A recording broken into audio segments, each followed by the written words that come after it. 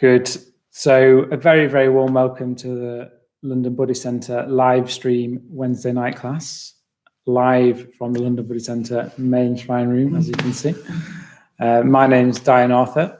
I'm one of the order members, teachers here on the Wednesday class. And I've been practicing meditation for about 11 years or so, and I've been ordained into the Triratna Buddhist order for the past 4 years. Also, at the same time, I work as a doctor. I'm a GP, and I've been involved in, obviously, working as a GP at the moment. I'm involved in the coronavirus situation. So we thought it'd be a good idea just to talk a bit about what it's like working in the current coronavirus situation. Working with patients that have got coronavirus and trying to help people through this. And particularly how I've been applying my Buddhist teaching and Buddhist meditation to the situation to see if that's sort of helped me and others around me in the situation, and maybe see if anything that sort of I've learned from it can help you with your own practice, your own meditation, and in a way, see if it can help you work with your mind through and help you through this crisis. And so that's the idea of tonight. And how it will work is I'm going to sort of describe a bit. Just first of all, I'll do it in 3 parts. So first of all, I'll do a bit of a talk, so sort of introduce the theme, and then we'll meditate. So I'll lead us through a meditation, and then finally in the 3rd part, there'll be a question and answer session. So a chance for you to ask any questions that you may have, and we'll try and answer it. We'll also finish with a very short meditation just to close the session, and that will finish about 8 o'clock. Yeah, so what I thought I'd do to just start off, though, is just say a few things about, first of all, how being a GP is at the moment, what is the current situation, how that's affected me, my mind. Maybe there'll be some parallels there to how sort of situations affecting your mind. And then finally, I'll say a bit more about how you can work with your mind in meditation, sort of coming from that. Okay, so as I say, I work as a GP in East London, in Newham, which is one of the poorest boroughs actually in London, and it's been quite badly affected by coronavirus. So we have been, dealing with it right from the beginning. I remember actually at the beginning, wow, it's very very chaotic. I remember that's the sort of definitely the theme of how we've been dealing with it at the beginning. I remember the whole system, nobody really knew what they were doing, and everybody was very scared of the virus. And the systems themselves weren't quite working, because I remember at the beginning, the advice was, if you've got coronavirus, don't call your GP. You need to call 111, the number, the helpline. And but of course, patients were calling this helpline 111, and then 111 didn't know what to do, so they often said, "Oh, what you need to do is speak to your GP." So the GP, we were advising patients to call 111. They were advising patients to call us, and even patients going to A&E were also being advised to call 111. So nobody really knew what they were doing, and it was very, as I say, chaotic. I remember the as well as the chaos, of course, there was this fear coming. Nobody knew what the virus would be like and what effect that would have on us, the staff and patients as well. I remember quite early on, we had a staff meeting, and this is in the days when you could actually have meetings. And because everyone was so on edge, there was one poor receptionist who was coughing and sneezing throughout the meeting. I think he'd got a cold or something. And before we knew it, one of the other nurses had taken a temperature probe, walked over to the receptionist and taken his temperature just to check he was all right. I think the temperature was all right. So that was the sort of atmosphere of the GP practice. Everybody on edge and sort of scared of this virus going around. I mean, to be fair, it is a very serious virus, and it, we're in a way right to be scared. It's understandable to be scared, and unfortunately, I've had some of my patients have passed away from it. In fact, sadly, my old boss, who was a GP, who worked his whole life as a GP in Newham, contribution to the community. His name was Dr. Patel. He caught coronavirus and sadly now died on coronavirus. One of the first GPs to die from it. And it's quite shocking when you hear that, especially your colleagues, people he was, very kind, warm, bubbly sort of GP that just all he wanted to do was help people. And of course, from his work, he's contracted this virus and sadly died. So it is a very serious virus and a serious condition. And in a way, we're right to be scared of it.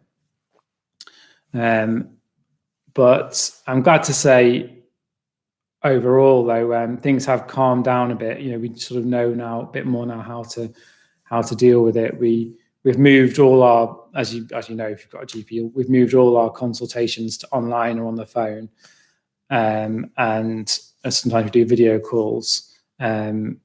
Apart from, we sometimes see some babies still, but we've got this strange setup where we have like a tent in the car park, a bit like in a war zone, and the baby comes into the tent, and I sort of go down into the car park in the full sort of protective gear and examine the baby with the mum in a mask, and sort of usually quite hot in the tent and sweating underneath all the PPE, and it's just very strange, and of course, I wonder what the baby's thinking. Is this the world I've come into?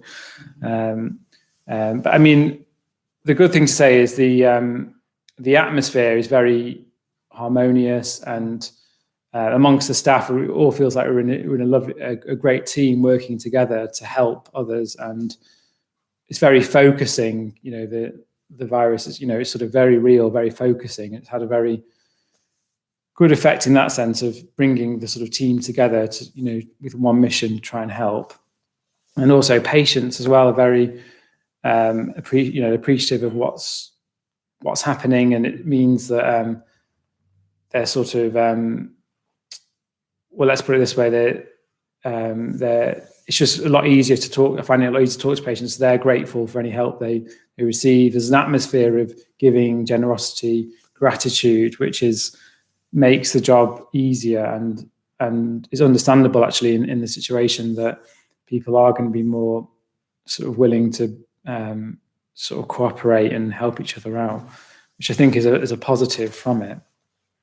And it is, unfortunately, it's still every day, when I'm at work or every day or calling patients, people are, struggling to breathe, or they've got coronavirus. Of course, and they have other conditions as well, which is quite sad that some of them have other conditions and they can't, access their doctors in the hospital or have operations because of corona. So they're struggling as well. But most people, I'd say, are being patient and just trying to get through it, which is good.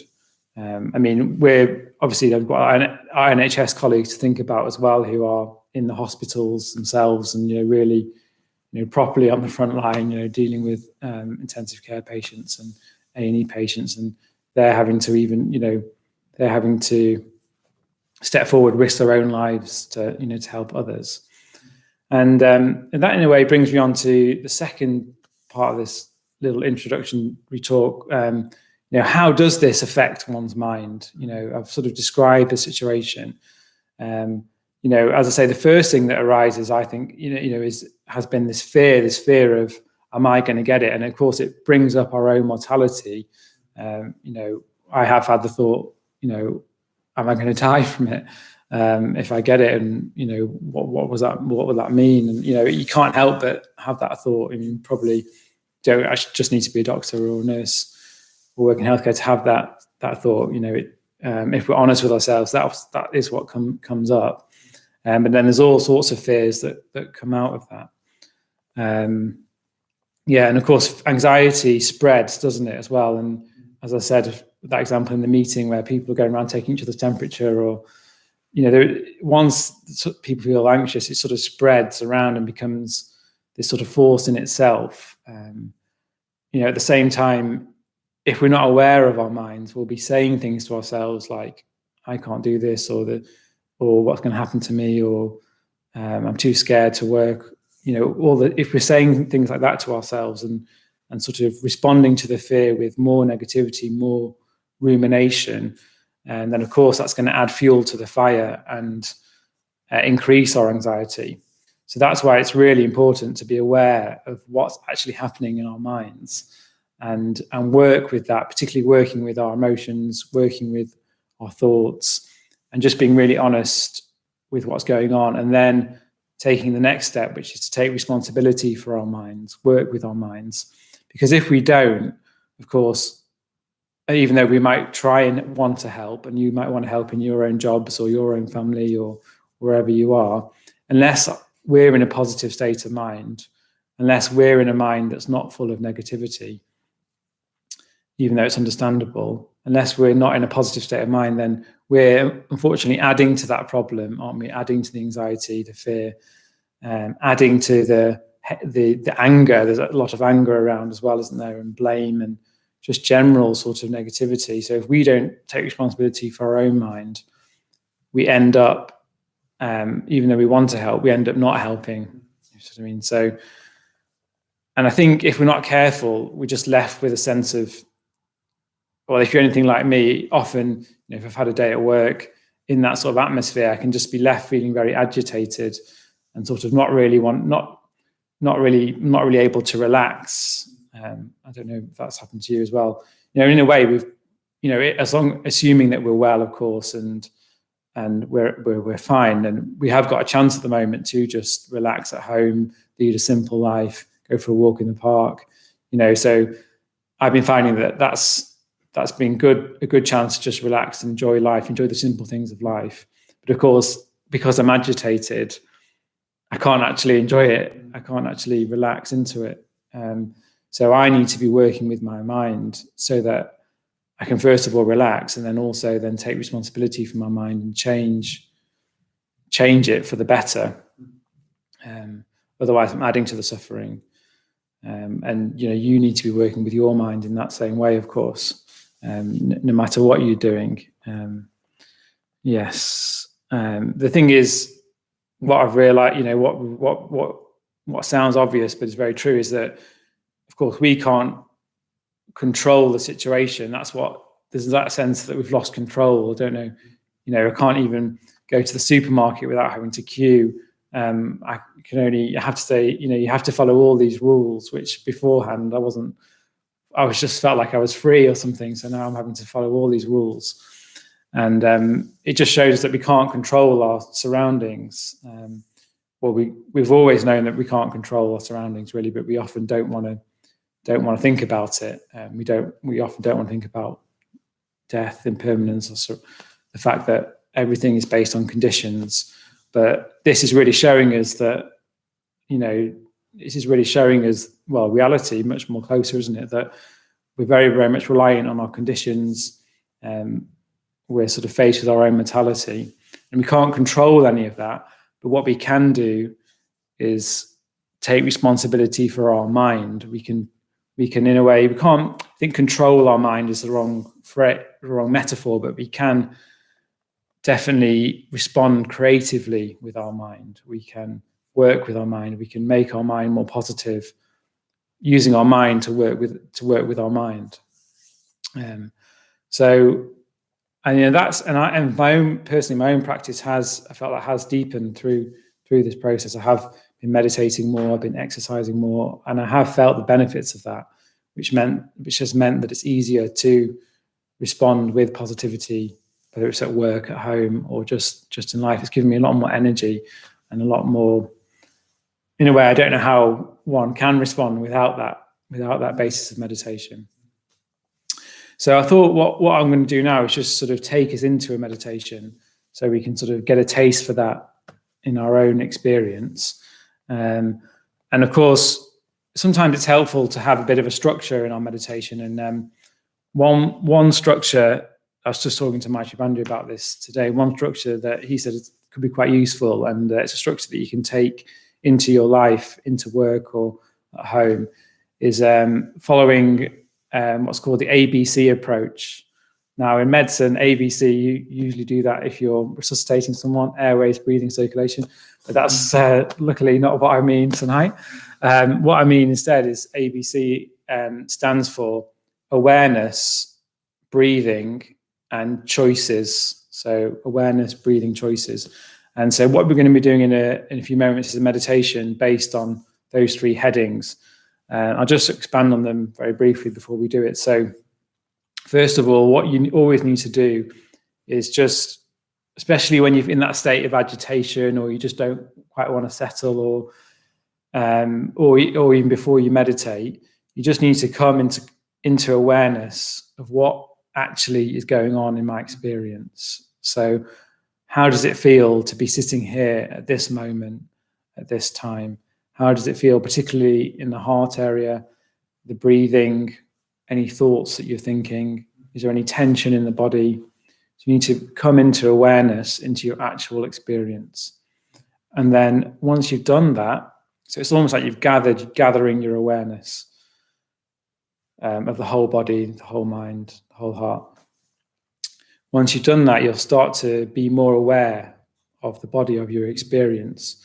And you can just sort of increase the focus to then move on to B, to the breathing. So you can then focus on the breathing itself, so the mechanism of the breathing. So you're just watching the breath come in and out, in and out. And of course, the more you're watching the breath, the less you're thinking, the less you're ruminating, the less you're adding fuel to that fire of agitation, the more you're just letting the body calm, letting the mind calm, and coming into more awareness. It's like your consciousness is expanding into your body, into your breath. Then, of course, as soon as you're aware of the breath, then you become more concentrated. And then from there, you can make wise choices about how to respond to anything that comes up in the meditation. For example, more thoughts or planning. I like to plan quite a lot. It's more sort of an anxious response where I sort of plan a lot.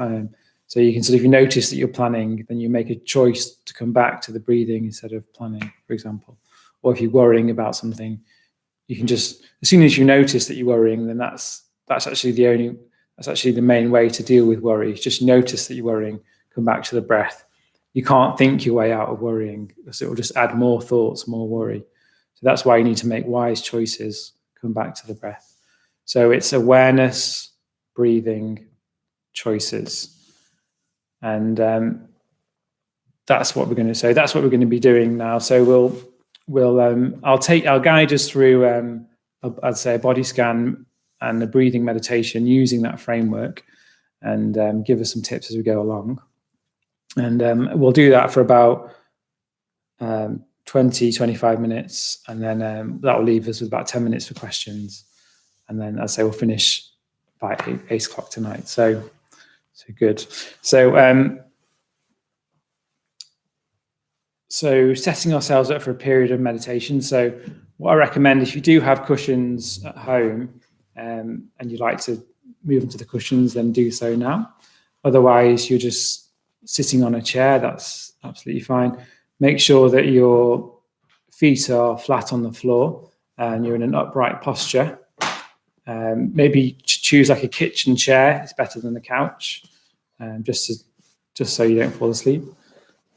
So your posture is sort of nice and upright. And you might want to turn the brightness of the screen down. We'll turn the lights down here, just because you don't want more sort of light on your eyes. There we go. So starting.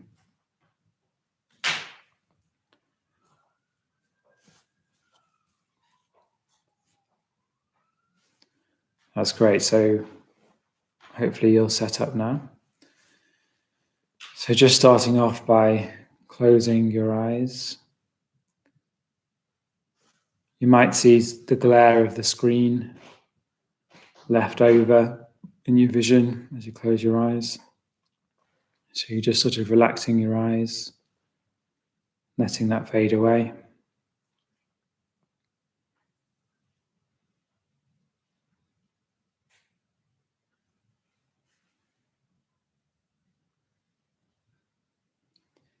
Maybe taking a few deeper breaths.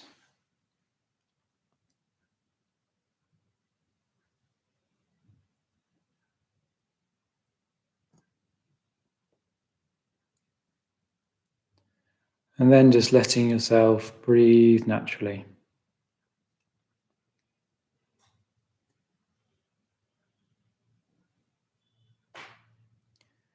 Particularly noticing the end of the out-breath.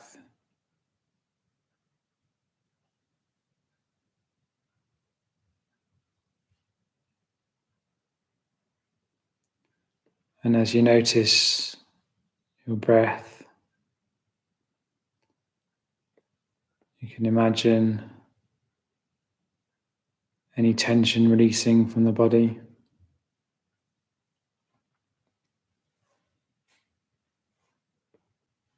Calming the body. Calming the mind.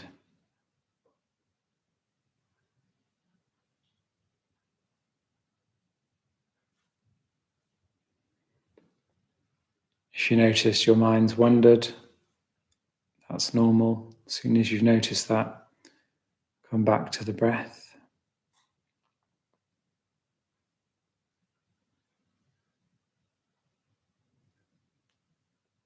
Dropping the shoulders.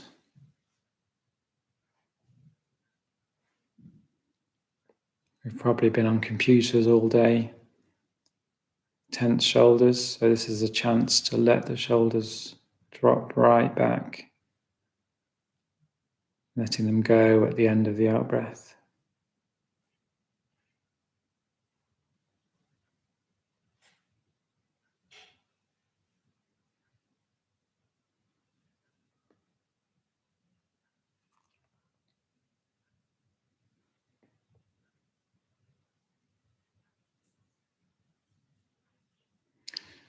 So we're just going to start with the A, so gathering our awareness to include the whole body sitting here.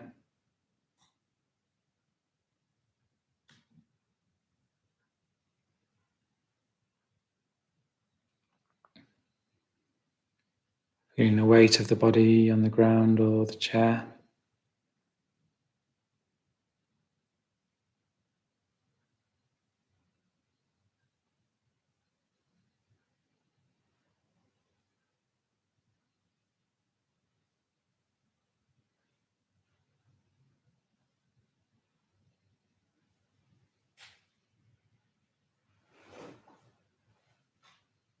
No need to hold on anymore.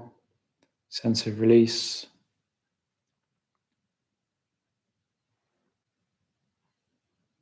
Sinking deeper and deeper into the ground.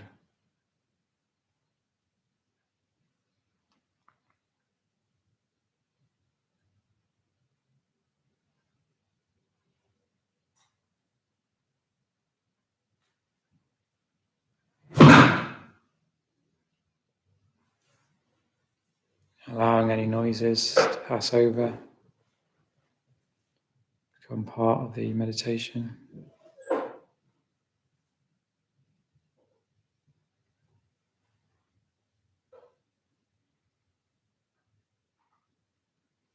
So you're trying to be with your experience without pushing it away.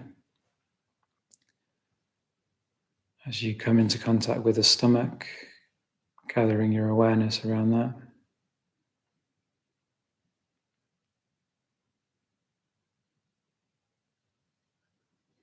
Often we hold tension in the stomach. Now it's just a chance to let go of any tension by imagining it releasing on the out-breath. Looking for any effect.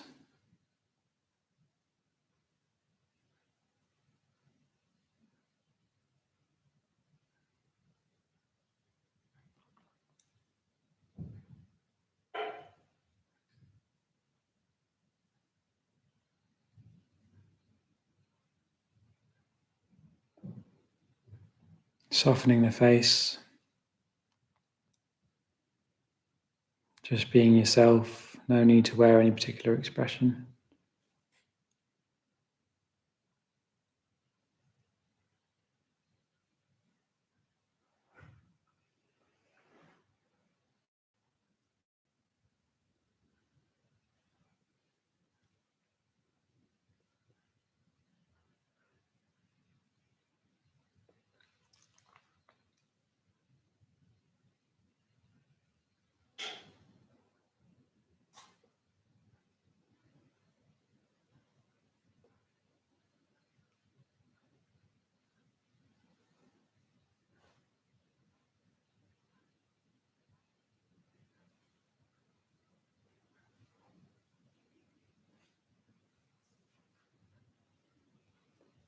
And now just seeing if you can tune into the breath.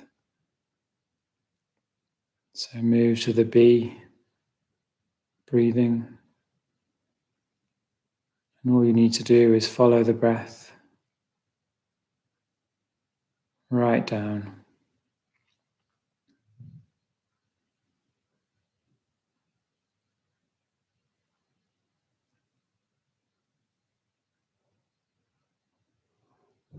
So it's as if you're making an effort on the in-breath,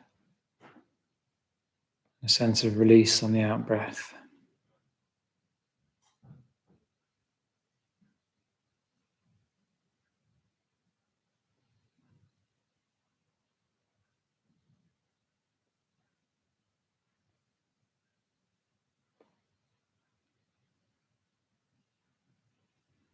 So making the effort and letting go.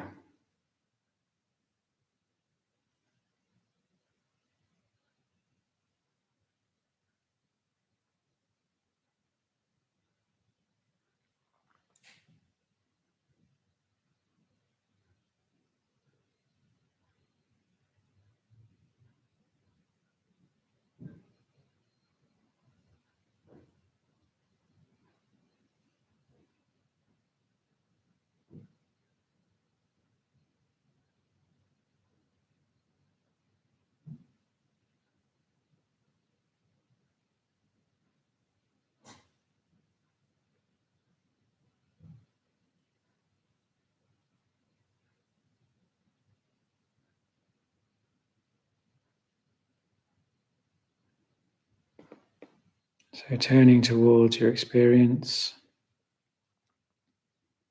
particularly noticing any sensations in the heart area. Perhaps there's fear, agitation, or general negativity. Perhaps there's positivity, energy. Whatever's there, feelings just want to be felt. And all you have to do is feel them, being with your actual experience.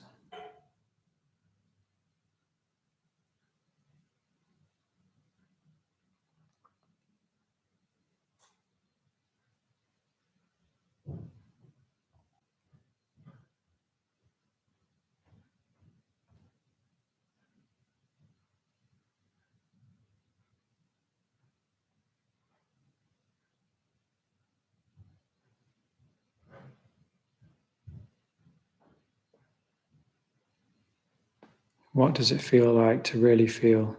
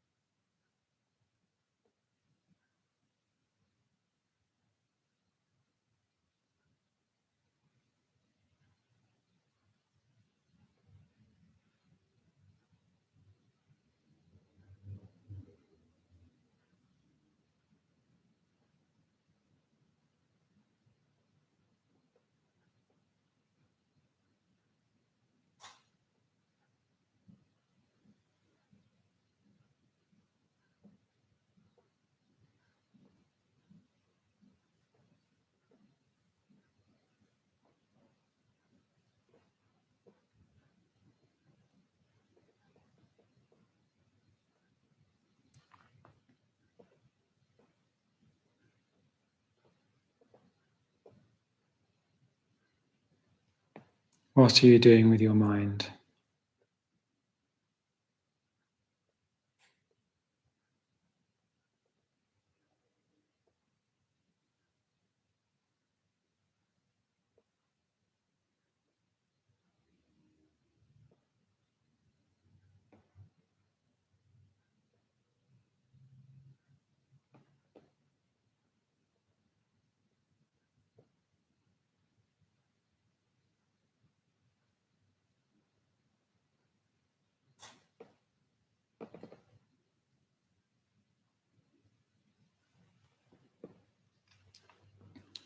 So if you get distracted, just notice that distraction and make a choice a wise choice to come back to your experience again and again. If you're very distracted, you can add counting to the end of the out-breath. Count 1. Next breath 2. All the way up to 10, and then back again to 1.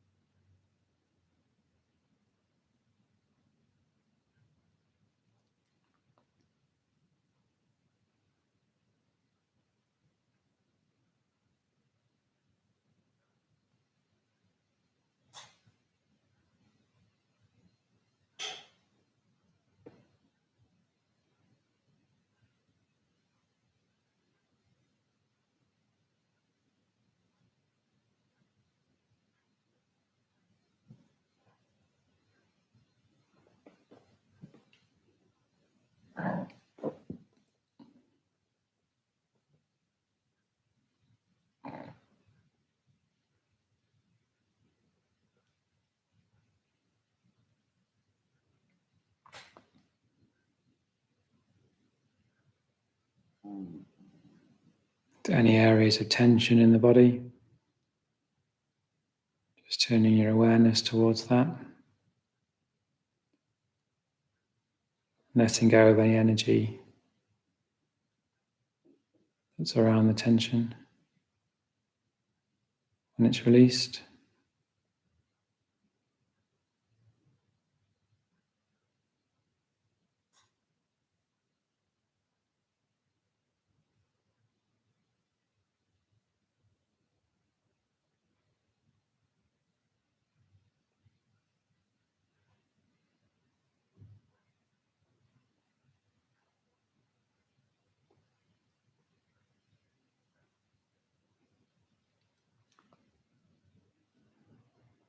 noticing that you're breathing in the front and the back.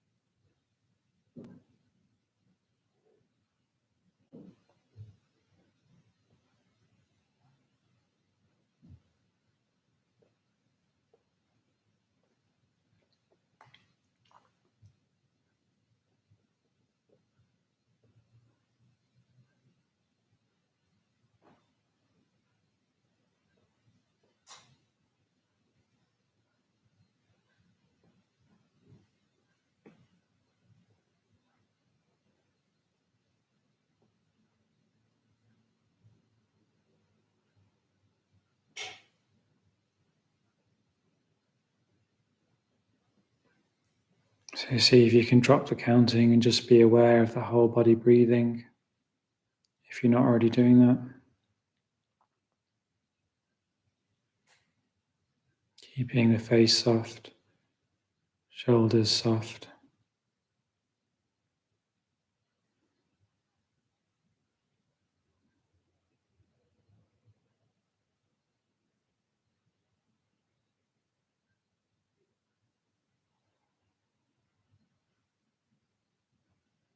Turning towards your experience again and again.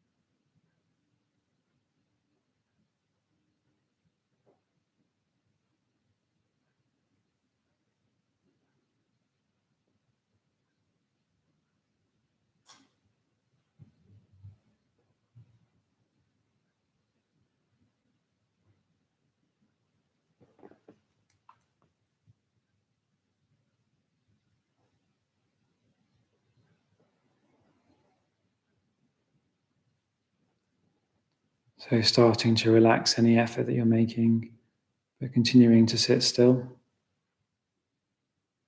Just absorbing the fruits of the practice.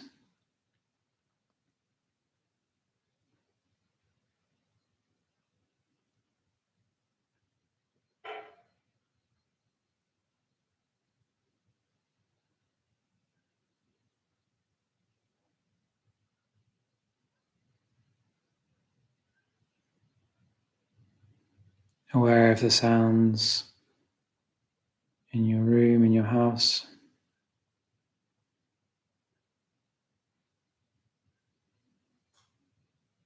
Sounds outside, maybe.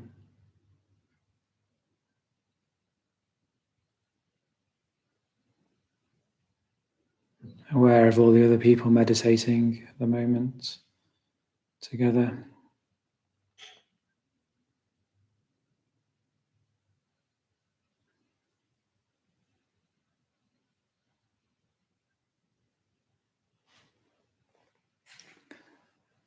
And when you're ready in your own time, opening your eyes, coming out of meditation.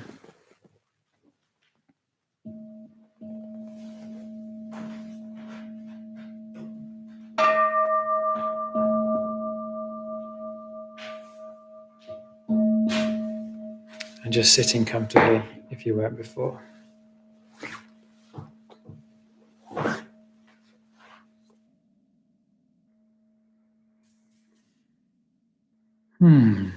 Okay, good. So it does feel really good, doesn't it? Just to come into contact with what's actually going on and stop fueling that fire of agitation and fear. And as soon as you do that, you can see that you just feel more like yourself. There's more energy around. In fact, you're releasing the energy, aren't you, that you're otherwise holding in fear and tension, so that you're not as tired, and you can just sort of then, as I say, contribute in whatever way you can. So I'd be very interested to hear, that was the idea of it anyway, but I'd be very interested to hear how you actually got on with that meditation, or if you've got any questions, particularly about your own practice, maybe work, as I say, sort of any of the themes sort of struck a chord with you, maybe fear at work, or sense of agitation, or not being able to relax, sense of feeling trapped, whatever it might be. They're all good questions, if you know what I mean. If you think it sounds obvious, it's not necessarily obvious, or other people might feel the same. So it's definitely worth sticking any questions you have in the chat, just at the bottom of the screen there. And we'll see if I can sort of talk more about meditation and answer the questions as we go through.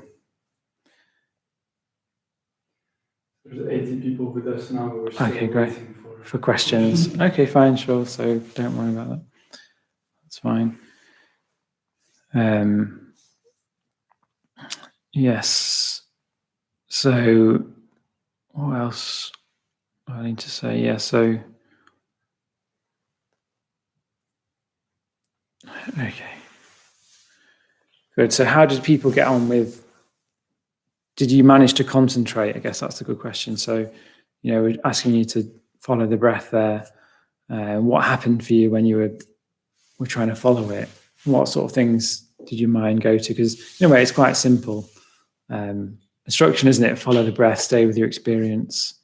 But it's very interesting, isn't it, what the mind does as soon as you start doing that. Okay, I think we've got a question that's come through. So, Nipali. So we got a question from Donnie who asks whether it's beneficial to prepare for meditation beforehand. Okay, who's that from? Sorry, Donnie Young. Donnie Young. Okay, yes, definitely. I mean, I think it's all about preparation, really. Meditation, of course, you can only meditate for a certain period of the day. So meditation is only one way of deepening the mind, turning your mind more towards reality. You need to be also working on ethics, your behavior, and also, of course, studying the meditation, studying the Dharma, the reality. But in terms of the meditation itself, you just try and you prepare by, you can do some light exercises to prepare. That's quite one good way of doing it. And then set yourself up. Do lots of period of just sitting as well. That's also the antidote to what I was trying to say, this agitation. At the moment we might be sort of wanting to just fill our lives being busy. That's sort of a sign of agitation and this sort of anxiety, and it won't prepare us for meditation. If you really want to prepare for meditation, and what I'd recommend is just throughout the day, just doing periods of just nothing, just sitting, just being on your own. Maybe you can have a cup of tea, but just sit in a chair, stare out the window for a period of time. And the more you do that, the more you prepare yourself for the actual meditation, as well as I say, ethics, behavior, and studying as well. But a good question. Yeah, so still on meditation, Anna Howard is asking, what about when we experience powerful emotions in meditation, such as fear or anger? Difficult things to face in meditation. Yeah, that's a really good question. And in a way, I'm glad you asked that, because that's what it's been happening for me, and I know others. I think you've got to remember that fear and anger are emotions, and we need to be feeling our emotions. So actually, it's quite good that you're aware of that fear and the anger as a starting point, because that means as soon as you're aware of them, that means you are aware and meditating. You are then able to work with them. So that's the first step, as I said, the ABC. So you're aware of the fear and the anger, and then in a way, the only thing you can do is then feel them, because of course, as soon as you try not to feel it or push it away or to do something else, you'll just add more fear, more anger, because in your mind, you're saying, oh, I can't deal with this. What's going on? It's too much, too powerful. And as soon as you say that to yourself, your mind will believe that. Whatever you say to your mind, it believes. So if you say, I can't deal with this fear, it's too strong, it will go, oh my God, the fear's too strong. Right, add more fear, or however it works. So you sort of, do you see what I mean? So, but by being aware of it, and not reacting, what you're saying to yourself is, oh, it's just fear. Yes, it's unpleasant, it's uncomfortable, there's lots of energy there, but it's just a feeling. It's not going to harm me. And then the more you feel it, if it's very strong, you can just feel the edges of it. But the more you start to feel it genuinely without reacting, in a way, the less fuel you're adding to the fire of fear, and it will naturally calm down. You can't wish it to calm down. You can't sort of bargain with it. In a way, the sort of correct attitude is, I'm just going to feel it, whatever it is. And then, but actually, the more you do that genuinely, the more it will actually calm down, if you see what I mean.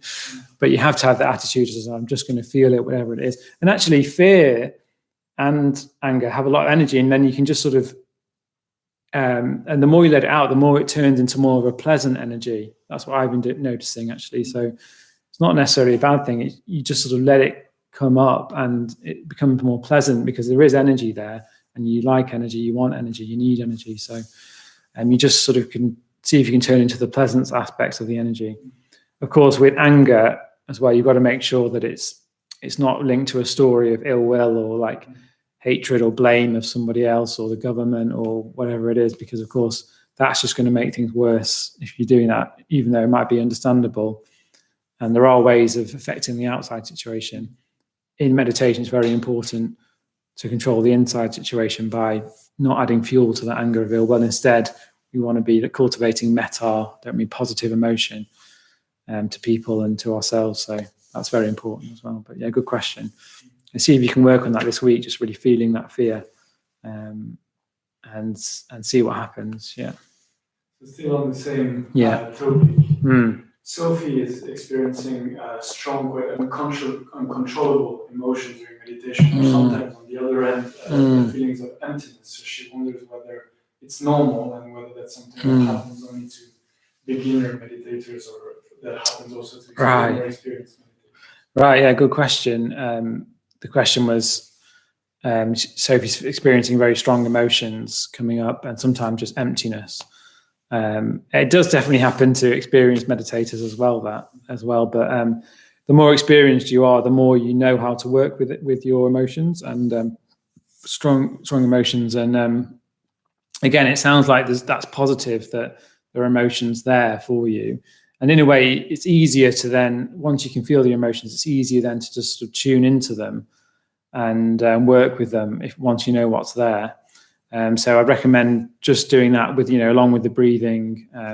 You sort of breathe with your emotions, and you just sort of try and enjoy the energy that comes out of that. Take interest in your emotions, and definitely watch out for any stories in the mind that it might be fueling them, like, why is this happening to me, or this isn't right, or what's going on, or you're trying to sort of be aware of those thoughts as well, so that you can just genuinely be with your emotions. And you'll notice that even though you might think that it's all unpleasant, there might be some emotions that are pleasant, or as well as the unpleasant, there'll be different sorts of experience. Your experience is changing all the time. So try not to sort of believe that story that all that happens to me is strong and pleasant emotion.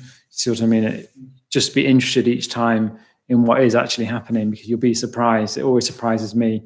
Sometimes, we meditate in the morning, every morning, 7 to 8 here, and often I'm thinking, I really don't want to meditate. It's 7 a.m. Why are we meditating? But of course, as soon as you do meditate, you realize there's so much going on there, and it's actually can be quite pleasant once you get into that habit of it.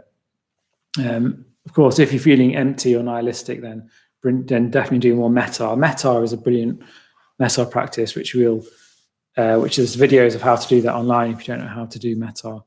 That really is the antidote to working with emotion and generating positivity. So definitely look into that. But thank you. Great.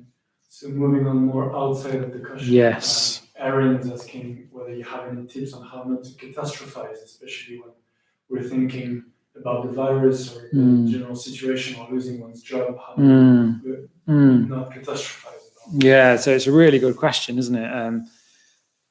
I think you have to come back to the aim of meditation and Buddhism, and put sort of life into context, because the most important thing for you in life is your mind and how you respond to life, because the state of your mind is the state of your life. So in a way, you could say it doesn't matter what's going on the outside, as long as you're in a positive mental state, then you can engage with life in a positive way. Now, of course, that's easier said than done, and you obviously need to take as much steps as you can to protect your job, or to do what you can to have a job. But I can guarantee that if you're in a positive mental state, the longer you're in one, then life just seems to work. Life will work. So the more you're meditating here, maybe you're sort of involved in the Sangha here at the Buddhist Center, the community, or wherever you are in the world. Do you see what I mean? The more in a positive state you're in, and the more you're with others who are also in a positive mental state, in that way, the more you're practicing together, then the more life will come together, and you can sort of way don't need to worry about the externals, if you sort of mean. So I'd really recommend just keeping on meditating, and the more you meditate, the more you'll see that catastrophizing is making it worse. So you're making your mind, your experience worse, and you don't have to do that. You don't have to make your mind worse. You can make it better by being aware of it and just coming into contact with the fear, letting any energy come from that needs to come out. And as I say, then life will be easier. Then if you have lost your job, then it'll be easier to go for an interview for your next job. It'll be, do you see what I mean? So things will start to fall in place the more your mind is in place, if that makes sense. And you just have to have in a way, you have to have the faith that will, and the belief, the confidence that will happen. But believe me, it will. It definitely worked for me. In fact, before my medical interview, I remember I did the mindfulness of breathing before my interview for medicine, because I was so nervous, and that really helped. Actually, I think that got me the job. So I'm very grateful. So definitely stick with it if you can. So Suzanne is saying that with the current situation, she's finding it much harder to switch off and meditate. So do you have any tips on how to get that? Yeah, I think that's a good question. I think routine's important. That's why we try and meditate in the mornings, I'd say 7 till 8, and just do it whether we feel like it or not. So maybe sort of set yourself a routine. There's lots of apps you can get that help you with routine, like Insight Timer, for example. And also you can just do little amounts often rather than sort of setting yourself up to fail. So, for example, you can do the ABC awareness breathing choices, which is you can do that for over 3 minutes or something, 1 minute each stage. So if you do just sort of have the courage to sit down and turn towards your experience, just even for a few minutes, and then you'll feel like you can do that, and then you can sort of build on it. For example, I'm doing the couch to 5K run at the moment. I hate running and I hate exercise, but it sort of works in the same way, I think, where it's sort of the first week you just do little runs for 60 seconds and you feel like, yes, I can do that. And of course, the next week it builds and builds, and I'd sort of suggest sort of something similar. Okay, good. So we're running out of time. Is there any sort of last sort of burning one? Yeah, sure. Iris was asking, have you tried to help patients using teaching your meditation, especially in these anxiety? Yes, definitely, Iris. Yeah, definitely. We do try. If anybody's anxious, I always suggest sort of working with the anxiety in this way. And I've actually been teaching all the staff and doctors in Newham meditation every Thursday. We do a mindfulness session online as well. So it is helping. I think it's helping the staff and the patients as well. So it is really helpful for working for patients. So good question. All right, thank you to all those questions, and thank you for coming tonight to join in. Just some last few things before we meditate again, finally. And the first thing to say is that everything we do here is on the basis of generosity. So all the teachers teach for free, so we don't get paid. And actually, even some of the teachers, we even give standing orders or money ourselves to the Buddhist Centre so that the Buddhist Centre can run. And we particularly need it in these times because even though we're still running online classes, we've lost a lot of income from not doing retreats and not doing classes. So if you have benefited from tonight, and also if you want to feel more involved, like you're not just watching TV, you're actually involved in this community of practitioners, which you are by joining in. And I really recommend seeing if you can, if you haven't already, make a donation to the centre. So there's a link at the bottom of the screen how to do that. Even better if you can make a standing order, then you can just sort of do it. It's just there every month, and then you can join in, feel like you're part of it more as best you can. It really helps. So very, very appreciate anything that you can give. Thank you very much for that support. The other thing to say is that we're also doing what's called a home retreat starting from this Sunday evening. So some people were saying that I'm struggling to meditate, or I need more tips on meditation. Of course, I've only just given you a few tips in a short period of time. You need much more time and longer periods of experience to be able to meditate fully. So If you have benefited at all and want to take your practice deeper, I recommend signing up for this home retreat that we're just starting from Sunday, which is going to last a whole week. And it will involve daily meditations in the morning, not even too early, actually. I think they're starting around 8-ish, so that's not too bad. And then there'll be meditations in the morning. There'll be talks. There'll be chants for groups on Zoom. There'll be yoga. There'll be more sessions in the evening. So every day there's a program, just so you can sort of practice at home for the week. If you can, you can even take a few days off work to do it if you can do that. So I'd really recommend signing up for the home retreat. There's a link at the bottom, again, at the bottom of the page. You just type in your email and then you'll get all the information about the program for the home retreat starting this Sunday. Do sign up for that. Great. So we'll just finish with a few minutes of meditation. We'll do that ABC meditation again, and then we'll go from there.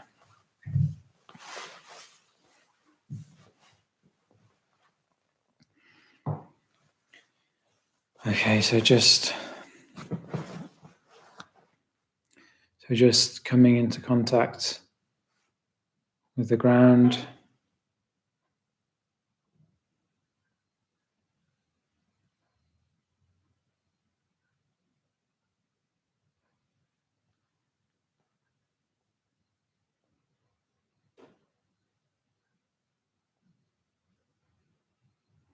So gathering your awareness.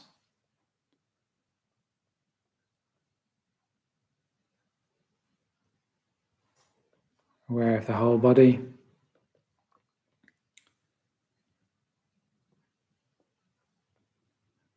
Then tuning into the breathing.